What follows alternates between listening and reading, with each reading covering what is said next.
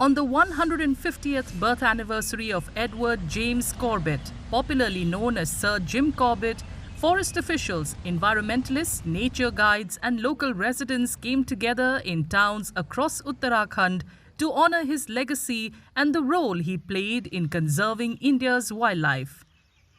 Various events were held not only at the Corbett National Park but also in several towns which featured prominently in his journey as a hunter turned wildlife conservationist. देखिए, हम सभी जानते हैं कि Jim Corbett का इस पूरे क्षेत्र में बहुत बड़ा कंट्रीब्यूशन रहा है, बहुत बड़ा योगदान रहा है।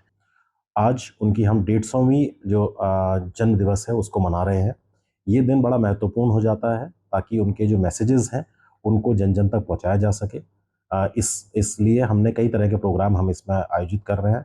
सबसे जो महत्वपूर्ण प्रोग्राम है वो जो कॉर्बेट नगरी, जिसको रामनगर को अब कहा जाता है, वहाँ पर हम कई तरह के प्रोग्राम यहाँ पर कर रहे हैं। इसके अलावा कालाढूंगी में जो उनका शीतकालीन निवास था, जिसको कि अब हमने एक म्यूजियम के रूप में डेवलप कर दिया है, कॉर्बेट टाइगर रिजर्व प्रशासन ही उसको मेंटेन करता है, चलाता है। वहाँ पर भी हम कई तरह के प्रोग्राम वहाँ करने वाले हैं। Born on 25th July 1875 in Nainital, Corbett is remembered not only for saving countless humans from man-eating tigers, but also for dedicating his life to safeguarding India's wildlife. Jim Corbett संरक्षण का एक प्राय थे और संरक्षण की जो संरचनाएं थी उसमें जिम कॉर्बेट का जो है बहुत महत्वपूर्ण योगदान रहा है और ख़ासतौर पे बाघों के संरक्षण की जो प्रेरणा उन्हें संपूर्ण विश्व को दी, जिनमें उन्होंने कहा था कि बाघ एक विशाल हृदय का सज्जन प्राणी है, अगर उसकी संरक्षण नहीं किया जाएगा तो भारत अपनी एक अमूल्य धरोहर खो देगा। तो निसंदेह जो है वो आज उनके लिखे के कई सालों बाद जो है ये सब लोग महसूस कर रहे हैं और ये जो प्रेरणा है ये बाघों के संरक्षण के लिए एक मील का पत्थर साबित हुई। Jim Corbett played a key role in protecting wildlife, especially tigers and their habitations in present-day Uttarakhand.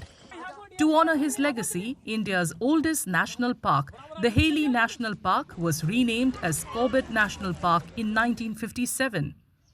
Today, the park not only stands as a symbol of India's commitment to tiger conservation, but also plays a significant role in supporting the local economy. Jim Corbett, James Edward Corbett का जो contribution है, चाहे conservation में हो या अब जाके tourism में, वो सराहनीय है। और अगर वो नहीं होते तो शायद मेरे ख्याल से हमारे देश में टाइगर भी नहीं बचते। शायद पहले आदमी थे जिन्होंने सबसे पहले टाइगर कंजर्वेशन के बारे में बात की थी और इसको हेली नेशनल पार्क बनाया था। मैल्कम हेली को उन्होंने सजेस्ट किया था कि यहाँ पर जिस तरह के शिकार हो रहे हैं, जो लोग मार रहे हैं, चाहे वो अंग्रेज़ जो वाइस रॉय के गेस्ट हुआ करते थे या और अंग्रेज़ आर्मी के जो लोग हुआ करते थे या हमारे अपने शिकारी जो थे, इस तरीके से शिकार हो रहा था, तो इससे पहले उन्होंने ये काम किया। जिम कॉर्बेट जो दूरदर्शी व्यक्ति थे और उन्होंने 1930 में बाघों को बचाने की सोची। हालांकि बाघ जो संरक्षण था वो बहुत बाद में शुरू हुआ भारत में, लेकिन जिम कॉर्बेट की दूरदर्शी सोच की वजह से कॉर्बेट जैसा पार्क मिला हमें और जिसकी वजह से यहाँ पर बाघ भी बचे हैं, पर्यटन भी हो रहा है, रोजगार भी हो रहा है और साथ ही साथ जो है उनका भविष्य भी सुरक्षित है। बिना कॉर्बेट के नाम से तो कुछ भी नहीं चलता है यहाँ पे। कॉर्बेट सोवेनियर शॉप का मतलब ये है कि यदि जैसे आप कहीं बाहर जाते हैं और जिस एरिया में जा रहे हैं तो वहाँ की आप फेमस चीज़ ही कुछ लेके आना चाहेंगे अपने यार दोस्तों के लिए, फैमिली के लिए, तो ऐसे ही कॉर्बेट सोवेनियर शॉप है। यदि कोई व्यक्ति कॉर्बेट में आएगा तो यहीं से रिलेटेड वो कोई ऐसा सोवेनियर लेके जाएगा, तो इसलिए हमने वो सारी चीज़ें रखी हैं, जैसे कि टी शर्ट है, हैट है, कैप है, मैग्नेट है, कप्स वगैरह है, पेन स्टैंड है, तो बहुत सारे आइटम हैं जो कॉर्बेट से रिलेटेड है। As the world marks Jim Corbett's 150th birth anniversary, his legacy lives on.